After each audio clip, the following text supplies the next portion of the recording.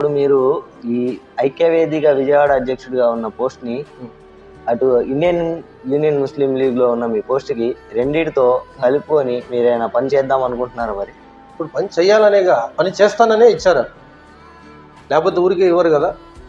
నా స్తోమతకి మించి నేనేం చేయలేను. నా స్తోమత, నా ఆలోచనలు నేను ఎదురు పెట్టగలను, ముందు పెట్టగలను. ముందు నేను ఒకటే చెప్పాలనుకున్నాను, సమాజానికి కానీ తన ఇంటికి కానీ తన సొసైటీకి ఏమైనా చేయాలి అనుకున్న వ్యక్తి ముందు దానికి గల కారణం ఏంటి, దానికి సరైన ప్రణాళిక ఏంటి, అది తీర్చుకోవడానికి, అది తీర్చిదిద్దుకోవడానికే చాలా సమయం పట్టిద్ది అనమాట. ఏదో పోస్ట్ వచ్చేగానే పనులు చేసేయాలి, ఏదో చేసేయాలి అంటే దానికి సమాజం కూడా సపోర్ట్ ఉండాలి, సమాజం కూడా యాక్సెప్ట్ చేయాలి, సమాజం కూడా మాతో పాటు నడిస్తేనే కానీ ఏది అభివృద్ధి సాధించలేము అనమాట. అంటే ఇప్పుడు ఆర్గనైజేషన్స్ మామూలుగా ఇప్పుడు పెట్టేది మీరు ఏదైనా కానీ మేమైతే మీకు ఎటువంటిది చేయలేము, ఏదైనా పార్టీ రూపంగానే వాళ్ళతో పొత్తుతోనే కల్పిస్తే చేపిస్తాం అంటారు. నేను ఇందాక కూడా చెప్పాను, ఇండివిజువల్గా ఏమీ చేయలేరు. ఇంకోటి, ఆర్థిక పరంగా ఏమైనా చేయాలి అంటే జేబు నుంచి, ఇంటి నుంచి ఎవరు తీసుకురాలేరు. కాకపోతే ఇలాంటి పోరాటాలు, ఈ ప్రభుత్వాలకి అర్జీలు పెట్టడానికి కానీ, ప్రభుత్వాలని పిటిషన్లు పెట్టి మా హక్కుల కోసం పోరాటాలు ఏదైనా చేయాలన్నా, ఒక నిరసన చేయాలన్నా, ఏం చేయాలన్నా తన జేబుతో డబ్బులది పక్కన పెడితే సమయాన్ని తీయడమే పెద్ద త్యాగం అనమాట. ఈ రోజుల్లో చూసుకుంటే సమయాన్ని కేటాయించేవారు లేరు. అవునండి, అవసరమైతే ఒక డబ్బు ఎంతో అంతో ఇచ్చి మీరు చెయ్యండి అనేవారే తప్ప సమయాన్ని కేటాయించి సమాజం కోసం పోరాడే వ్యక్తులు చాలా కష్టం. ఇప్పుడు ఎవరైనా అర్హులు ఉన్నారు అంటే సమాజం కోసం పాటుపడేవారు సమయాన్ని కేటాయిస్తున్నారా లేదా, సమయాన్ని తీయగలరా లేరా? ఎందుకంటే డబ్బు సంపాదించాలన్నా మేము ఆ సమయాన్ని తీస్తేనే డబ్బు సంపాదించగలం. ఇక్కడ సమాజ అభివృద్ధి చేయాలి అంటే ముందుగా సమయాన్ని తీసేవారు ఎవరు, ఫైనాన్షియల్గా సపోర్ట్ చేసేవారు ఎవరు, ఇది గ్రహించి వీరని విభజించుకొని సమయంతో పని అయ్యే పనులని సమయం తీసే వాళ్ళతో చేపియాలి. ఏదైతే ఆర్థికంగా ఉన్న సమస్యల మీద ఇప్పుడు ఒక మనిషి ఇలా విభజించుకొని పనులు చేస్తే ఒక మనిషి దాన్ని మీరు సమయంగా విభజించుకొని పక్కన పెడితే ఆ సమయానికి ఆ మనిషికి సాయం అందకపోతే మరి ఏమైంది చెప్పండి? అది ప్రతి మనిషి ఆలోచించాలండి. ఇప్పుడు మీకు సమస్యలు ఉంటాయి, నాకు సమస్యలు ఉంటాయి. ఇప్పుడు మీ సమస్యలకు మీరేం చేయగలుగుతున్నారు? మీ సమస్యల్ని పరిష్కరించుకోవడానికి మీ వంతు కృషి మీరేం చేస్తున్నారు?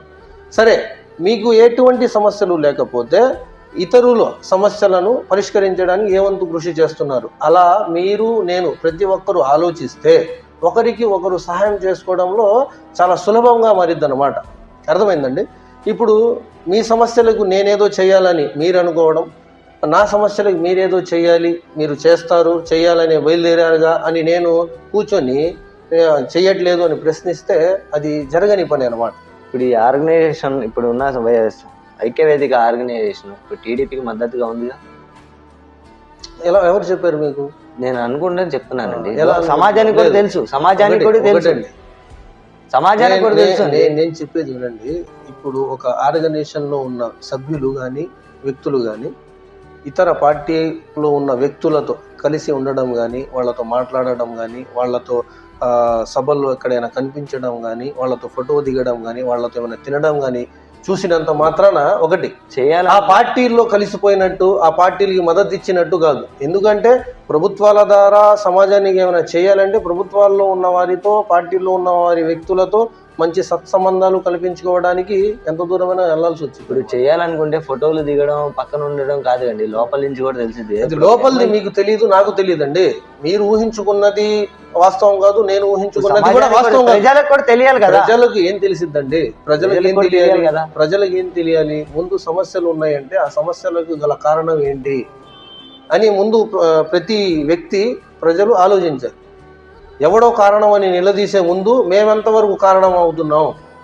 ఏదైనా వ్యక్తి తన స్వార్థం కోసం కృషి చేస్తున్నాడు, పార్టీలో వెళ్తున్నాడు, తన స్వలాభాల కోసమే పనులు చేపించుకుంటున్నాడు, వాళ్ళ వర్గాన్ని చూసుకుంటున్నాడు, వాళ్ళ మనుషుల్ని చూసుకుంటున్నాడు అంటే మేము వాళ్ళల్లో ఎందుకు లేము?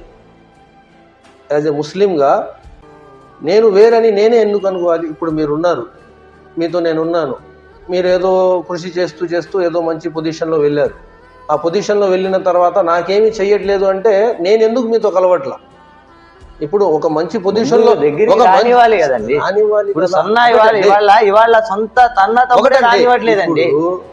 ఈ రోజుల్లో మేము చూసుకుంటూ పోతే మన ముస్లిం సమాజంలో ఎవరైనా మంచి పొజిషన్లో ఉండి ఒక మంచి పనులు చేసుకుంటూ ఏదో తన వంతు తన కృషి చేస్తున్న వ్యక్తికి ఏదైనా మంచి ప్లాట్ఫామ్ దొరికి ఏదైనా మంచి పొజిషన్లో ఉన్నప్పుడు మేము కొద్దిగా ఆ రెస్పెక్ట్ ఇచ్చి మేము వెళ్ళి వాళ్ళని అప్రోచ్ అయ్యి అడిగే విధానంగా అడగకుండా వాడి దగ్గరికి మేమేంటి వెళ్ళేది, ఇప్పుడు మేము కనపడట్లేదా, మేము వాడి దగ్గరికి వెళ్ళాలా, మేము అర్జీలు పెట్టుకోవాలా, వాడికి తెలియదా అన్న ఈ సాకులు పక్కన పెట్టారు. ఇలాగా ఇతరుల లీడర్ల దగ్గర వెళ్ళేటప్పుడు ఏం ఆలోచించాం, కాళ్ళు చేతులు కట్టుకుంటాము, ఇలా వెళ్తాము అలా వెళ్తాం, అవసరమైతే చెప్పులు కూడా తీసి పెట్టేసే వాళ్ళు కూడా ఉన్నారు ఈ రోజు. చెప్పులు కూడా తీసి కాళ్ళ దగ్గర పెట్టి, ఇలాంటి స్వభావం మా వ్యక్తుల దగ్గర ఎందుకు ఉండదు?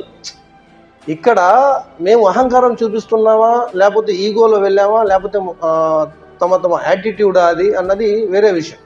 వాళ్ళు అలా ఎందుకు ప్రవర్తిస్తున్నారు? మా సమాజంలో లీడర్స్ లేరా అంటే ఎందుకు లేరు, చాలామంది ఉన్నారు. కాకపోతే వాడి దగ్గరికి నేనేంటి వెళ్ళేది, నేను ఎందుకు వెళ్ళాలి, వాడికి కలుపుకోవాలంటే ఒకటండి. ఇప్పుడు మీకున్న సమస్యలకి మీరు ఎవరితో ఎలా అప్రోచ్ అవ్వాలో తెలుసుకుంటే ఎవరికి ఏ సమస్య ఉండదు. ఈ రోజుల్లో ముస్లిం సమాజం వెనకబడడానికి ఇలాంటి పరిస్థితుల్ని ఎదుర్కోవాల్సిన పరిస్థితి ఎందుకు వచ్చిందంటే మా సమాజంలో ఉన్న నాయకులకి సరైన విలువ ఇవ్వకపోవడం, మరియు వారితో సత్సంబంధాలు సరిగ్గా పెట్టుకోకపోవడం, మళ్ళీ వాళ్ళని ఎంతసేపు ఆ హోదా నుంచి, ఆ పదవి నుంచి, ఆ మంచి ఏదైతే ప్లాట్ఫామ్ ఉందో దాని నుంచి ఇంకా కిందకి దించాలి అనే ప్రయత్నాలు చేస్తున్నారే తప్ప, సరే ఏదో ఒకటి మనలో ఒకడు నాయకుడిగా మారాడు, వాడి ద్వారా ఏదో ఒక మంచి పనులు జరుగుతున్నాయి, వాడితోనే మేము నిలబడి ఇంకా బలం అవుదాం, ఇంకా బలం పెంచుకుందాం, మా సమాజంలో ఉన్న సమస్యల మీద పోరాడదాం అని ఎవరు ఆలోచించట్లేదు. ఎప్పటిదాకైతే ఇలా ఆలోచించారో అప్పటిదాకా ఎంతమంది నాయకులు మా సమాజంలో పుట్టినా ఎటువంటి ప్రయోజనము ఉండదు. ఇప్పుడు ఆలోచించారంటే అందరు అదే విధంగా అదే దాంట్లో, ఇప్పుడు అందరూ అదే దానిలో ఒకటండి నేను చెప్పేది రండి. ఒకటి, మీరు ఎవరు ఏది చెయ్యట్లేదు అన్నప్పుడు నేను ఎంత చేస్తున్నాను అని ఆలోచించే తత్వం ఉన్నవాడే ఎవడు ఎందుకు చేయట్లేదు అని ప్రశ్నించాలి. మీకు ప్రశ్నించాలని ఉంటే ముందు మీరే దూరం రానివారు కదండి. ఎక్కడ దాకా సోషల్ మీడియా ఉందండి, మీకు ఏమైనా అడగాలనుకుంటే దాని త్రూ అడగండి. ఒకటి, మీరు ఎవరికైనా ప్లేన్ చేయడానికి ముందు కావాల్సిన అర్హత ఏంటంటే, మీకు ఎవరి దగ్గరికైనా వెళ్ళి మీరు ఆ ప్రస్తావన పెట్టి నాకు ఇది చేయమని అడిగి నేను తిరిగినా కూడా చెయ్యట్లేదు అని అప్పుడు చెప్పండి. మీరు ఇప్పుడు దాకా ఏమైనా సమస్య తీసుకుని ఎవరి దగ్గరికి వెళ్ళలేదు, చాలా మంది దగ్గరికి వెళ్ళామండి, అయిపోయింది. ఒకటి ఇచ్చేవాడు భగవంతుడు ఉన్నాడండి. ఇవాల్టి మన సోదరులు, ఇవాల్టి నేను చెప్తున్నా, ఇవాల్టి మన ముస్లిం సోదరులు కన్నా బయట సోదరులే మేలు నిజంగా. ఒకటి చెప్పేది ఏంటంటే, ఇలా ఆలోచించే మా సమాజం చెడిపోయింది. ఒకటండి అలా చేపిస్తున్నారు కదా. ఎవరు చేపిస్తున్నారు? మన సమాజం వాళ్ళు, మన వాళ్ళే చేపిస్తున్నారు. అయ్యా బాబు, అయ్యా ఇదిరా బాబు అని చెప్తే చేసే నాదుడే లేడు, ముందుకు వచ్చే నాదుడే లేదు. ఇప్పుడు మీ వంతు యాజ్ ఎ ముస్లింగా మీరేం చేశారు సమాజాన్ని? నాకు ఇప్పటి వరకు నాకున్న దాంట్లో ఎవరైతే అడిగినా నా స్తోమత బట్టి నేను చేశాను. అంతే, ఎవరి స్తోమతను బట్టి వాడు అలా కనీసం చేస్తానన్న మాటైనా రావాలండి. మీరు చూపించగలరా అంటే చూపించగలరా? మీరేం చేశారు? అంతే, కళ్ళతో చూసి ఉంటాయి కదా. మీరు ఎవరు చూశారు చూపించగలరా? కళ్ళతో చూసి ముస్లింగా సమాజానికి అభివృద్ధి చేయట్లేదు అన్న తపన మీకు ఉన్నప్పుడు మీరు ఎంతవరకు ఏం చేశారు అన్నది మీరు ఎలా చూపించలేరు? చూపించలేనంత మాత్రాన మీరు ఏం చేయలేదు అని కాదు, మీ వంతు మీరు ఏదో చేశారు. సరే, చేసుకుంటూ ఇంకా బ్రాడ్ మైండ్గా ఇంకా ఏదో చెయ్యాలి అన్నవారే ఇలాంటి సమాజ పోరాటాలకో ఆరాటాలకో పేరుకో అని చెప్పి వస్తారనమాట. దాని తర్వాత మా సమాజం ఏం చేసిద్దంటే, వాడి స్వార్థం కోసం వచ్చాడు, వాడి స్వలాభం కోసం వచ్చాడు అని చెప్పి ఏదో ఒక అపనిందలకో ఏదో దానికి దారి తీసి వాళ్ళని ఇంకా కించపరచడమే ప్రయత్నం చేస్తున్నారు. అంతే తప్ప నేను ఇది చేస్తున్నాను, సరే నేను అంత దూరం వెళ్ళలేకపోయాను, ఈ వ్యక్తి అంత దూరం వెళ్ళాడు, వీడికి కొద్దిగా సపోర్ట్ చేసుకొని మాకు ఏదైతే సమస్యలోనో దాని మీద ఇంకా కృషి చేద్దాం అన్న ఆలోచన లేదన్నమాట.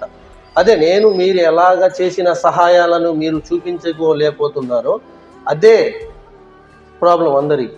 ఇప్పుడు చూపించుకునే వ్యక్తి పనుల మీద కాన్సన్ట్రేట్ చేయలేడు, పనుల మీద కాన్సన్ట్రేట్ చేసే వ్యక్తి చూపించుకోవడాని మీద కాన్సన్ట్రేట్ చేయలేడు అనమాట. చూపించుకునేవాడు చేయలేడు, చేసేవాడు చూపించుకోలేడు అనమాట. సరేనండి, ఇప్పుడు చెప్పినట్టుగా ఇప్పుడు మాకున్న ఈ 2 పండుగలకు కూడా కుర్బానీ ఇవ్వాలన్నా, నమాజ్ చదవాలన్నా, తరాబేలు వినాలన్నా ఏం చేయాలన్నా మైక్ ఆఫ్ చేసుకోవాలి అది ఇది అని చెప్పి చెప్తున్నారు. అలా జరుగుతుంది కూడా మన వల్లే.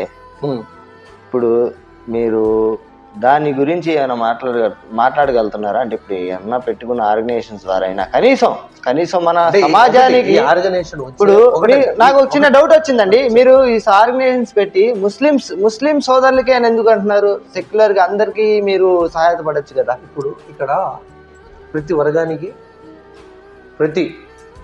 వర్గానికి వారి వారి సంఘాలు ఉన్నాయి. ఆర్యవైశ్య సంఘం అని, ఎస్టీ ఎస్సీ సంఘం అని, ఇలాగా ప్రతి వర్గానికి, కమ్మ కాపు సంఘాలని, ఇలా ప్రతి వర్గానికి సంఘాలు ఉన్నాయి. వాళ్ళ సంఘాలు సరిగ్గా నడవబట్టే వాళ్ళకి ప్రభుత్వం నుంచి ఏమేమి రావాలో అవన్నీ సంపూర్ణంగా వస్తున్నాయన్నమాట. అలాగా మా సమాజానికి ఎటువంటి సంఘము లేదు. అర్థమైందండి? అందుకనే అది ఆలోచించే ఈ సంఘాలను ఏర్పాటు చేయడం జరుగుతుంది. ఇలాగా మొట్టమొదటిగా ముస్లిం ఐక్య వేదిక అన్నది వచ్చింది. ఇప్పుడు సమైక్య వేదిక అని వచ్చింది. వచ్చి 1-2 సంవత్సరాలే. ఇప్పుడు ఇది వచ్చిందే. ఇప్పుడు ఇంకా ముందు చూడాలి అన్నమాట. ప్రజలకైతే మేలు చేస్తానంటారు. ప్రజలకు మేలు చేయాలన్న కృషితోనే కదా మొదలైంది. ప్రతి ప్రభుత్వాలైనా పార్టీలైనా అంటే నా ఉద్దేశం ఏం కాదు. ఇంతకు ముందు ఐక్య వేదిక పెట్టారు కదా, ఇప్పటివరకు ఏం చేయలేదు కదా. అదే నేను నిన్న చెప్పాను కదా, ఏమైనా చెయ్యాలంటే ముందు దానిలో కమిటీలు వేయాలి కదా. వచ్చి 2 సంవత్సరాలు 10 సంవత్సరాలు కాదు. ఇందులో ఏదో ఫండ్స్ రావడం, ఏదో ఇంకా ముందుకు వెళ్ళడం జరగల. ఇప్పుడు దాదాపు 10 జిల్లాల్లో కమిటీలను ఏర్పాటు చేశారు, సభ్యులను చేర్చారు. ఇప్పుడు చూడాలి, ఇప్పుడు ఆ కమిటీలు ఏమేమి చేయగలవి, ఏమేమి చేస్తాయి, ఎంతవరకు చేయగలవు అన్నది చూడాలన్నమాట. సరే, నాకు ఇప్పుడు నా వంతు ఒక సాయం అడుగుతాను, చేయగలుగుతారా? అంటే మీరు విజయవాడ అధ్యక్షుడు కదా ఐక్య వేదికలో, నా వంతు ఒక సాయం చేయగలుగుతారా? మరి నేను మొన్న మీరు పెట్టిన ఒక షార్ట్ వీడియోలో ఒక ముస్లిం ఆడ మహిళ ఆవేదన చూశాను. కనీసం తినకి కాకపోయినా అలాంటి కొంతమంది ఆడవాళ్ళు బుజుర్గులు రోడ్ల పైన పడి ఉన్నారు. కనీసం ఒకరికైనా మీరు ఒకటే చేయకపోయినా ఆర్గనైజేషన్ ద్వారా ఎంత 100 మంది ఉన్నారు. ఆ 100 మంది తలోక ఎంతో కొంత చెప్తున్నాను.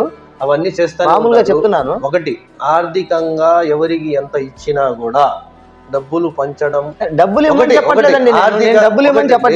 ఒకటి మీరు చెప్తున్నారుగా, మనిషికి 100 గానీ 1000 గానీ వేసుకొని ఏదైనా చేయొచ్చు. కానీ అలా చేయడం వల్లనే ఇంతంత మాత్రం ఉన్నాం. ఇందాక నేను చెప్పాను జకాత్.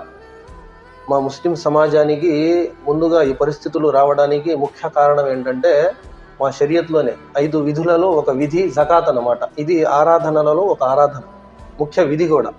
ఈ జకాత్ అనేది సంపూర్ణంగా మా షరియత్ ప్రకారంగా అదా అయితే మా ముస్లిం సమాజానికి ఇలాంటి పరిస్థితులు రావు. దాని మీద ప్రయత్నిస్తే అల్హమ్దులిల్లా మంచిదన్నమాట. అది సరేనండి. ఇప్పుడు ఏదైతే మన ముస్లిం సోదరులకి కొన్ని ఆటంకాలు జరుగుతున్నాయి, కొన్ని దుష్ప్రచారాలు అవుతున్నాయి. ఇప్పుడు సనాతన ధర్మం అని చెప్పి ఏదైతే విరవీగుతున్నారో కొంతమంది, ముందు వాళ్ళు ఏ ధర్మం నుంచి వచ్చారో ఏంటో తెలియదు కానీ కొత్తగా పుట్టించుకొని ఈ పార్టీల ద్వారా చేస్తున్న వాక్యాలకి మరి మీరు మీ ఆర్గనైజేషన్ వాళ్ళు ఖండిస్తున్నారా? మరి ఇప్పుడు ఆర్గనైజేషన్ ఖండించాలి అంటే ఆర్గనైజేషన్ ఖండించాల్సిన అంశాలు చాలా ఉన్నాయి. ఇప్పుడు ఇది ఒక బీజేపీ చాలా అన్నమాట, చదరంగం అన్నమాట. బీజేపీలోనే సగానికి సగం మంది మన ముస్లిం సోదరులే కదండి మద్దతు ప్రకటిస్తుంది. అది మీరు యాజ్ ముస్లిం అది చెప్పకూడదు. ప్రకటిస్తున్నారా, మద్దతు చేస్తున్నారా? ఏ ముస్లిము బీజేపీకి మద్దతు ఇవ్వడు. ఇంకోటి, ఇవ్వకపోవడానికే ఇదే కారణం అంటే దాని గురించి వేరే విధంగా చర్చించుకుందాం. మేము బీజేపీకి ముస్లింలు సపోర్ట్ చేస్తున్నారు అంటే ఎందుకు చేస్తున్నారు, ఆ చేసిన వాళ్ళు మాకు క్లారిటీగా తెలిస్తే వారిని అడగాలి. ఇంకో విషయానికి వస్తే, ఈ మత ప్రచారాలు, ఈ సనాతన ధర్మం మరియు ఇస్లాం ఏదైతే ఈరోజు సోషల్ మీడియాలో హల్చల్ చేస్తున్నావో కేవలం ఒకటే ఒక కారణం. సోషల్ మీడియాలో హైప్ అవ్వడానికో లేదా ఆ సోషల్ మీడియా మాధ్యంగా ఏదైనా ఇన్కమ్ సోర్స్ చేసుకోవడానికో ఇలాంటి పనులు చేస్తూ వస్తున్నారు ఈ రోజుల్లో. ఇంకోటి, ఈ జనాలకి ఈ మత మరియు జాతి వర్గ పోరుల్లో పెట్టేస్తే ఈ సమాజానికి ప్రభుత్వం చాలా ఏం లేదు, ఇలాంటి దాంట్లో మనుషుల్ని విలీనం చేసేసి వీటిని దూరం చేస్తే ఏదో సాధించినట్టే, ఇంకా వేరే అభివృద్ధి చేయవసరం లేదనమాట. ఏదైతే మేము చూసుకుంటూ వస్తున్నాం ఇప్పటిదాకా బీజేపీ ప్రభుత్వం ఏం చేసుకుంటూ వచ్చింది అంటే ఏం చెయ్యాల, కాకపోతే కాంట్రవర్సీస్ మతపరంగా, వర్గపరంగా, జాతిపరంగా విభేదాలు సృష్టించడం, విభజించి వాళ్ళల్లో విభజించు పాలించు అన్న ఒక దీన్ని ఫాలో అవుతూ వాళ్ళలో గొడవలు పెట్టడం, మళ్ళీ ఆ గొడవల్ని సరిదిద్ది మేము మీ గొడవల్ని ఆర్పాం, మీకు సహాయం చేస్తున్నాం అని చెప్పి ఓట్లని తీసుకోవడం. ఇదే కాన్సెప్ట్తో బీజేపీ నడుస్తుంది. ఆ కాన్సెప్ట్లో చాలామంది ప్రజలు విలీనమైపోయి మతపరంగా విద్వేషాలకి దౌర్జన్యాలకి గురవుతున్నారనమాట. ఎందుకంటే మనిషి గౌరవించని నిది ఏది మతం కాదంటారు. ముందు ఒక మనిషిని సాటి మనిషిగా గుర్తించలేనిది ఒక మతమే కాదు. ఈ రోజుల్లో చూసుకుంటూ వస్తున్నాం, దళిత సమాజానికి మైనారిటీ వర్గానికి ఈ సనాతన ధర్మం అని పేరు పెట్టుకొని ఒక మనిషికి మనిషిలా చూడకుండా ఏదో గోరక్ష అనో, లవ్ జిహాద్ అనో, వందే మాత్రం అనలేదనో, ఏదేదో అనలేదనో అతి దారుణంగా పశువుల కంటే అతి హీనంగా కొట్టి చంపేసిన దృశ్యాలు కూడా ఎన్నో ఉన్నాయి. ఇలా చూసుకుంటూ వస్తున్నారు. అంటే అది ఒక ధర్మమేనా?